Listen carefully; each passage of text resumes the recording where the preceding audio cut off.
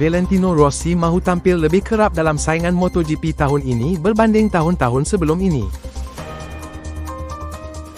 Legenda MotoGP yang bersara daripada perlumbaan utama dunia itu mula kembali berlumba di litar dengan menyertai saingan 4 roda. Katanya, begitupun dia merancang untuk tampil lebih ke depan sekaligus menyumbang sesuatu buat sukan pemotoran. Rossi sentiasa menjadi rujukan buat pelumba muda dalam mendapatkan tips untuk bergelar juara dunia.